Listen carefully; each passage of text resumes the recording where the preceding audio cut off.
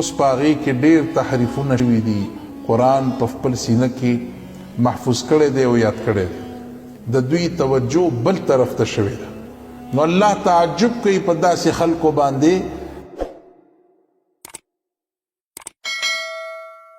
نحمده ونصلي على رسوله الكريم. أما بعد فأعوذ بالله من الشيطان الرجيم. بسم الله الرحمن الرحيم. يا أيها الناس ضرب مثل فاستمعوا له إن الذين تدعون من دون الله لن يخلقوا ذبابا ولو اجتمعوا له وإن يسلبهم الذباب شيئا لا يستنقذوه منه ضعف الطالب والمطلوب ما قدر الله حق قدره إن الله قوي عزيز. عزیزان محترم، اللہ رب العالمین د قرآن په صورت کې یو عظیم پیغام د خپلو بندګانو ته رالیږلی دی.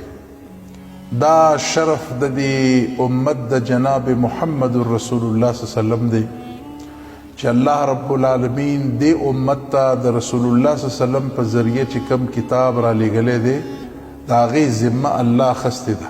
انا نحن نزلنا الذکر وَإِنَّا لَهُ لَحَافِظُونَ. اللہ رب العالمین فرمائی چې دا قرآن مونږه نازل کړی دی او د دې حفاظت هم الله رب العالمین په خپله ذمه اخیستی دی. هی حفاظت به مونږه کو. تاسو وګورئ چې د تیر شوي امتونو څومره صحیفې کتابونه دي او آسمانی کتابونه چې کم نازل دي اوس په هغې کې ډېر تحریفونه شوي دي. هغه په هغه خپل اصل شکل او په صورت کې نشته دی، تحریف پکې شوی دی.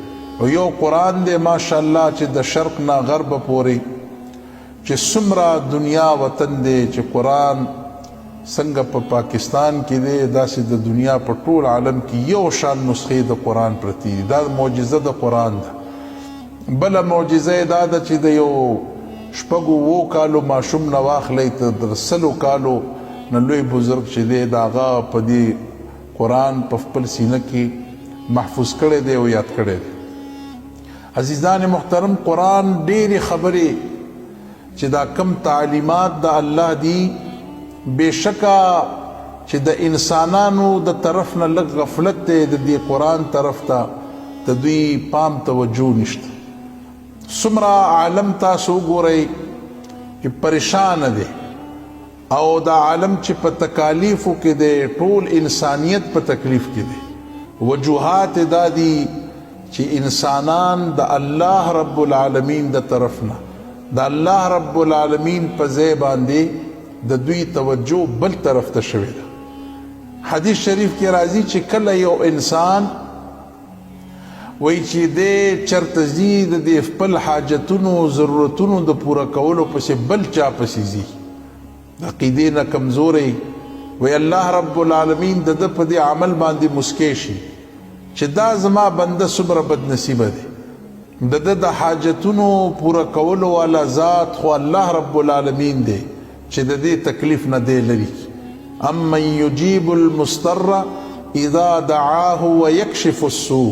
اسوک دی چې د فریاد کون کی فریاد اوري او دا غناغه تکلیف لري کون کې ذات چې دا غناغه تکلیف لري الله رب العالمین. نو الله تعجب کوي په داسې خلکو باندې چې حاجتونو پورا کون کې ذات د الله رب العالمین دی او دوی زی بل الہ پسې غیر الله پسې ګرځي چې هغه اسم نشي کولی.